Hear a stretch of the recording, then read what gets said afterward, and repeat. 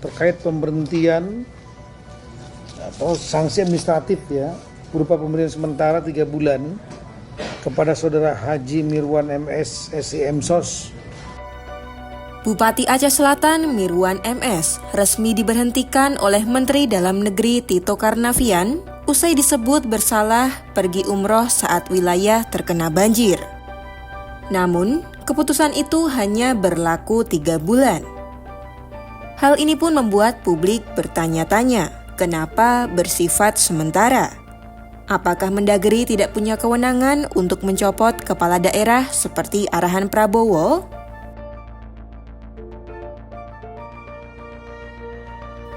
Dalam konferensi pers Selasa 9 Desember 2025, Tito menekankan kebijakan sanksi terhadap Mirwan diatur dalam Undang-Undang Nomor 23 Tahun 2014 tentang Pemerintah Daerah. Mirwan disebut melanggar pasal 76 huruf I bahwa dirinya melakukan perjalanan ke luar negeri tanpa izin Menteri Dalam Negeri.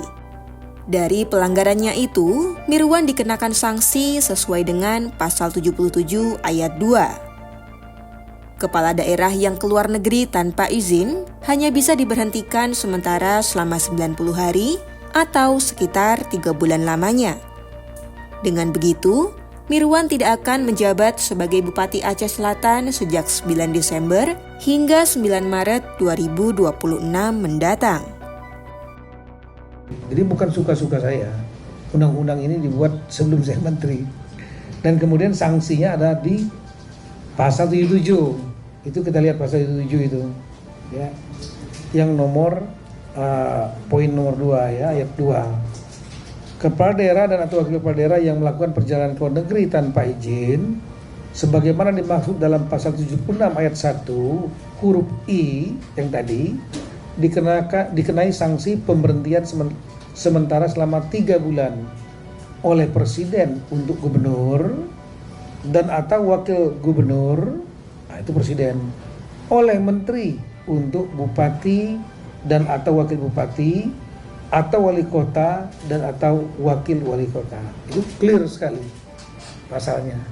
Silakan nanti di quote. Jadi jangan sampai nanti isinya ini suka-sukanya Mendagri, bukan dasar-dasar hukumnya.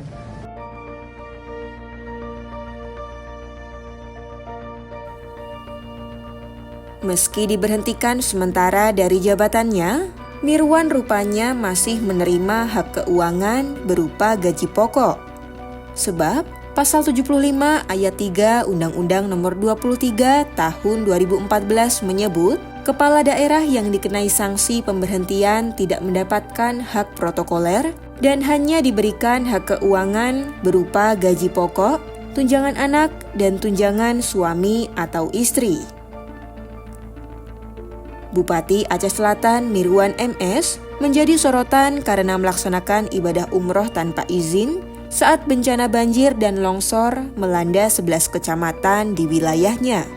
Pemberhentian sementara jabatan Bupati Mirwan merupakan imbas dari tindakannya.